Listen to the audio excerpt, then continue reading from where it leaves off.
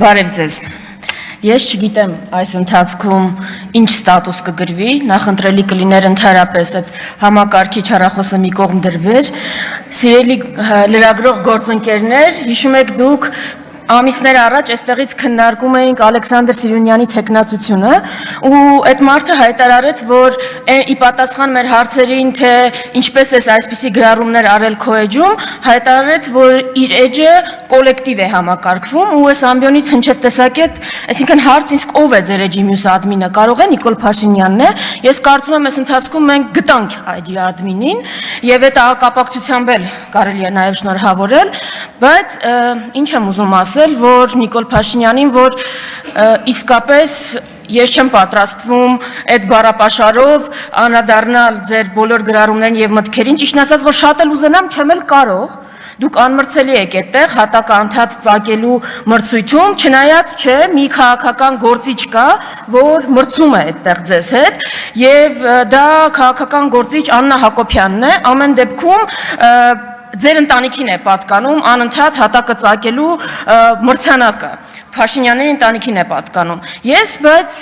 գուցե զարմանաք, ուզում եմ շնորհակալություն հայտնել ձեզ, իսկապես ՔՊԻ-ին էլ, ձեզ էլ, ինչի համար եմ ուզում շնորհակալություն հայտնեմ, ուզում եմ շնորհակալություն հայտնել այս համապարփակ ու ամբողջական լյուստրացիայի համար, որ դուք արել եք։ Ես չեմ պատկերացնում, որ որևէ մեկը ձեր փոխարեն կարող էր այսքան համապարփակ լյուստրացիա իրականացնել, ով կպատկերացներ, որ երբեմն ընդդիմադիր գործիչներ, Զարուհի Բաթոյանը, Մարիա Կարապետյանը, ովքեր միշտ հանդես էին գալիս անձնական կյանքի պաշտպանության դիրքերից, անձի պատկանող ինֆորմացիան պաշտպանելու դիրքերից, արդեն պետական պաշտոնյայի դիրքերում ամեն կերպ, անգամ գաղափարապես կհիմնավորեն, որ պետական պաշտոնյան պատերազմից 5 պակաս հենց հիմա երկրի առաջնային օրակարգ պիտի դարձնի հոգևորականների ենթադրյալ զանցանքները։ Ով ինձ մոտ ընդհանրապես տպավորությունով է, թե Նիկոլ Փաշինյանը մի օր գա հայտարարի, որ հայ ազգը պիտի վերանա, որ ադրբեջանական ազգը ապրի, Մարիա Կարապետյանը դրա մասին մի հատ նենց գաղափարական ելույթ կգրի, մի հատ իսկապես նենց գաղափարական ելույթ կգրի։ Ես ուզում եմ ձեր շնորհակալություն հայտնել ժողովրդավարական լյուստրացիայի համար, ով կպատկերացներ, որ ժողովրդավարության դիրքերից հանդես եկող Արման Եղոյանը եւ Ռուբեն Ռուբինյանը ընդդիմադիր ժամանակվա ամենակուրծք ծեծելով կպաշտպանեն ձեր գործողությունները, օրինակ հայտնի գործարարի նկատմամբ, ով ընդամենը հայտարարել է, որ եկեղեցու դեմ արշավին ինքը կմիջամտի իր ձևերով։ Ով կպատկերացներ ընդամենը 6-7 տարի առաջ։ Իսկապես դուք իրականացրել եք համապարփակ լյուստրացիա, ցույց եք տվել բոլորի արժեքները եւ դեմքը, Սիսակ Գաբրիելյանն էլ այդ շարքում։ Հիմա ես ուզում եմ մեր հայրենակիցներին ուղղակի ներկայացնել, թե այս ամեն ինչը ինչի համար է իրականացվում։ Շատ է խոսվել, որ ադրբեջանական պահանջով է իրականացվում, շատ է խոսվել, որ թշնամական օրակարգի այդ ամենը ճիշտ է, բայց այս ամենը նաև իրականացվում է վախի ուղերձ փոխանցելու համար։ Ինչ է մեզ ասում Նիկոլ Փաշինյանը։ Նիկոլ Փաշինյանը եւ իր թիմը ուղիղ մեզ ասում է. եթե ես աշխարհի ամենաազդեցիկ հայերից մեկի նկատմամբ ուղղակի եկեղեցին պաշտպանելու իր հայտարարության համար կարող եմ իրականացնել նման ապօրինություն, եթե իմ կինը ամենավերջին բառերով իր սոցցանցերում կարող է անդրադառնալ սրբազաններին ու ամենայն հայոց վեհապարին, դուք պատկերացնում եք ձեզ հետ ինչեր կկատարվի։ Եթե դուք համարձակվեք քննադատել մեզ, եթե դուք համարձակվեք համաձայն չլինել մեզ հետ, այս վախի ուղերձն է փոխանցվում մեզ։ Բայց ես հարց ունեմ, ինչ պիտի անեք, ինչ կարաք անեք, որ չեք արել։ Օրինակ ինչ կարաք անեք, ՊՊՑ կարաք կանչեք այստեղից տանեն, արել եք, բանտեր կարող եք նստեցնել, արել եք շատերի նկատմամբ, Սրբույի Գալեյան ուր է, բանտում քանի տեղ կա, Սրբույի Գալեյան քանի տեղ ազատ կա Հայաստանի բանտերում, 1000, 1200, բոլորին չեք տեղավորելու, ինչ ուզում եք արեք, բոլորին չեք կարա տեղավորեք, ուրեմն, ինձ պատասխանում են, որ կտեղավորենք, էլ չնեք հացնում, հիմա, չեք կարողանալու տեղավորել, ուրեմն ես կոչս ուղում եմ հայ գործարարներին, արձաններ կառուցող գործարաններին, սուպերմարկետների շարքը մեծացնող գործարաններին, իմ դիմաց նստած մեծահարուստներին, վախենալու իմաստը, ուրեմն որն է, վախենալու իմաստը որն է, դուք կարողանալու եք այդ ձեր ունեցվածքը այդ ձեր ունեցվածքը կարողանալու եք պաշտպանել, Ալիևի ու Էրդողանի հետ պայմանավորվելու եք, կարողանալու եք, ուր կորան Արևմտյան Հայաստանի մեծահարուստները, ինչ եղավ իրանց հետ, ունեցվածքը փրկեցին, դուրս կարողացան հանել, գերեզման չունեն անգամ, գերեզման չունեն հիմա, ուրեմն ինչից եք վախենում, ինչ կա ընդհանրապես վախենալու այստեղ, դուք եկեղեցու դեմ Ադրբեջանի պահանջով իրականացվող արշավը քողարկում եք իբր այսպես եկեղեցու կանոնները պաշտպանելու դիրքերից հանդես եկող մարդու իրականացված արշավ, մտահոգ եւ սրտացավ։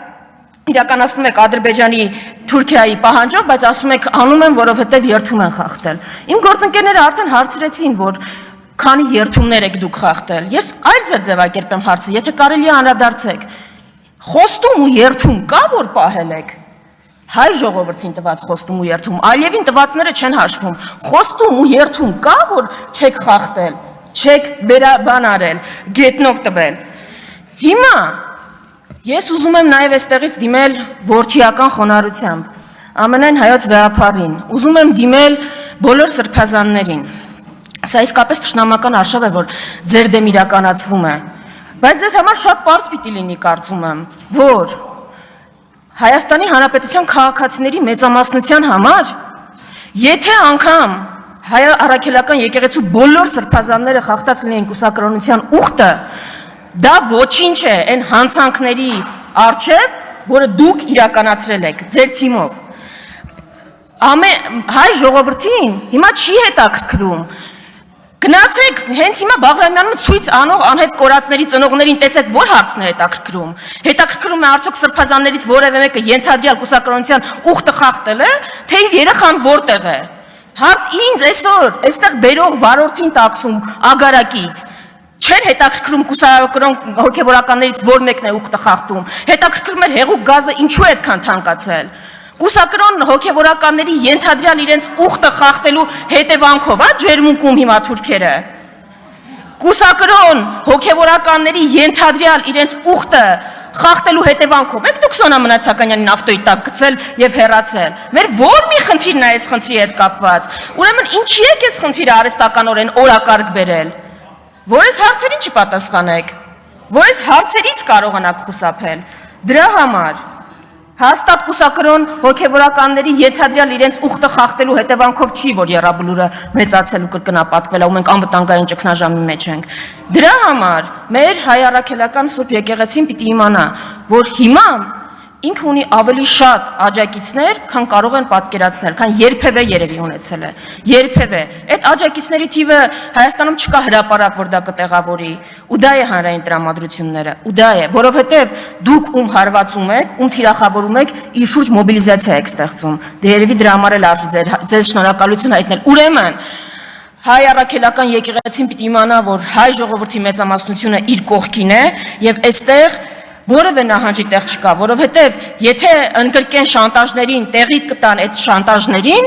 ուրեմն մենք խոշոր հաշվով ավարայր ինչի համար ենք կռվել։ Եթե Հայաստանում Ադրբեջանի ու Թուրքիայի պահանջով վեհապար պիտի փոխվի, եթե Հայաստանում Ադրբեջանի ու Թուրքիայի պահանջով սահմանադրություն պիտի փոխվի։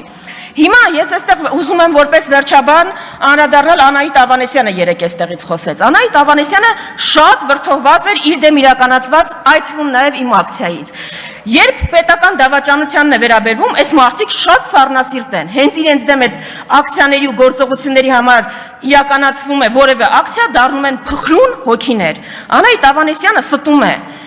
Ոչ մեկ մեր հերոսների նկարները ոչ պատրել է, ոչ իր վրա են նետել։ Անահիտ Ավանեսյանի դեմքին շպրտել են նկարները, որտեղ պատկերված են մասունքները, նահատակների այն տեսքով պահելը, որ ինքը պահել է, ու դա արվել է այն բանից հետո, երբ Անահիտ Ավանեսյանը առողջապահության նախարարը երկրի ուշադիր մարդկանց վրա կրակելուց հետո ոչ թե գնացել է վիրավորներին այցելելու, ոչ թե գնացել է հոգատարություն ցույց տալու, այլ ողջունել է ոստիկանների գործողությունը։ Գիտեք, ձեր երեսպաշտությունը սահման չունի, դուք նման եք այն հանցագործին, որ սպանում է իր ծնողներին, հետո դատարանում, որ դա ներկայացնում է իր որբ լինելը որպես մեղմացուցիչ հանգամանք։ Այ էսա ձեր ընդհանուր առմամբ պատկերը։ Դուք զոհը չեք, դահիճն եք։ Ու որևէ բան ազգայնացնելուց առաջ ընդհանրապես առաջին բանը, որ պիտի ազգայնացվի, Հայաստանի կառավարությունն է։ Մինչ այդ Աստված պահապան հայ ազգին ու հայկական պետականությանը։